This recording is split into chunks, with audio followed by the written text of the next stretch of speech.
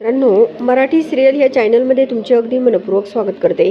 Please मित्रांनो, चॅनलवर जर नवीन असाल तर नक्की सबस्क्राईब करा, कारण ह्या व्हिडिओचे आपल्याला येणारे सर्व काही अपडेट मिळून जातील. तर आता इकडे जुळली गाडगं ह्या मालिकेच्या आजच्या भागामध्ये दामिनी जी आहे ती घरातील सर्वांना सांगते की सावी कुठेच जाणार नाहीये. तुझ्या डोक्यावर काही परिणाम झाला का? घरातल्या सुनेला तू वेड्याच्या हॉस्पिटलमध्ये पाठवायला निघालस का? अरे पटतं का तुला ह्या गोष्टी करायला? असं पण इकडे दामिनी बोलत असते. तेव्हा आता इकडे दामिनीचा मुलगा जो आहे तो बोलतो की आई तो बरोबर बोलतो, माझं जर चुकत असेल तर तू माझ्या कानाखाली मार. आई फक्त तुझ्यासाठी आणि धैर्यासाठी हे सर्व सहन करतोय, असं हा आपला दामिनीचा मुलगा जो आहे तो बोलत असतो. तेव्हा भास्कर आणि विलाची आई ते जवळ उभे असतात. तेव्हा आता इकडे सर्वजण बघत असतात. त्यावर इकडे आता हा दामिनीचा मुलगा जो आहे तो खूप रडत असतो. तो बोलतो की एवढं झालं तरी त्या मुलीला तुला इथेच ठेवायचं का घरामध्ये? सावी इथेच घरामध्ये राहणार, ती कुठेच जाणार नाही, असं दामिनी सर्वांना बजावून सांगते. काय करणार आहे सावी? राहून राहून काहीच करू शकत नाहीये. ती फक्त आजच्यासारखा हल्ला करेल, दुसरं काय करणार, असं पण इकडे दामिनी बोलत असते. आज जरी ती पॅनिक झालेली असली तरी ती रोज असं वागणार नाही, हे कसं कळत नाही तुम्हाला? ते जे काही केलं ना त्याचे होणारे परिणाम जे आहे ना ते मी भोगायला तयार आहे, असं पण इकडे आपली आई बोलत असते. मला त्या गोष्टीचं टेन्शन घ्यायची काहीच गरज नाहीये. मला फक्त माझ्या सावीचीच काळजी वाटते, मला बाकीच्यांचं काहीच वाटत नाही. तिने जर रागाच्या भरामध्ये कुठलं पाऊल उचललं आणि स्वतःच्या जीवाचं जर बरं वाईट केलं तर काय करायचं मी, असं पण इकडे ही दामिनी बोलत असते. सावी जे आहे तिने हातामध्ये चाकू घेतलेला असतो आणि ती आता हातामध्ये चाकू घेऊन खूप चिडलेली असते आणि तिने हातामध्ये चाकू घेऊन त्या उशीवरती ती अगदी जोरजोरात मारू लागते आणि मी तुला सोडणार नाही असं म्हणू लागते. सावीची आई ती आता बेडवरून खाली पडते, तिच्या हातामध्ये तो चाकू असतो.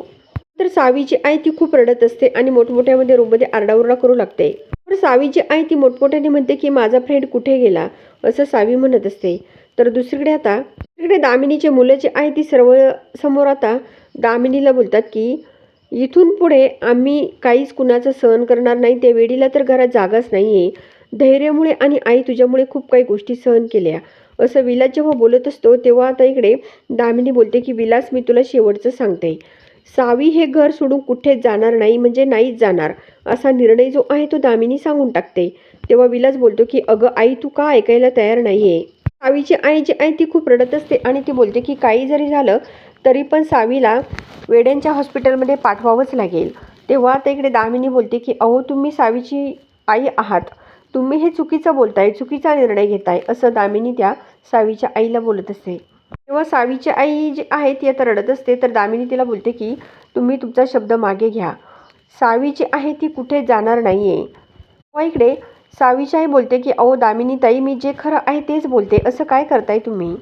सावीला जर खरंच बरं करायचं असेल ना तर वेड्यांच्या दवाखान्यामध्ये तिला पाठवावंच लागेल, असं पण इकडे ही जी काही आपली सावीची आई आहे ती दामिनी ताईंना बोलत असते. तिथंच तिच्यावर चांगले उपचार होतील, त्यामुळे आपल्याला तो निर्णय घ्यावाच लागणार आहे, असं जेव्हा सावीची आई बोलते तेव्हा सर्वजण ह्या सावीच्या आईकडे बघत असतात.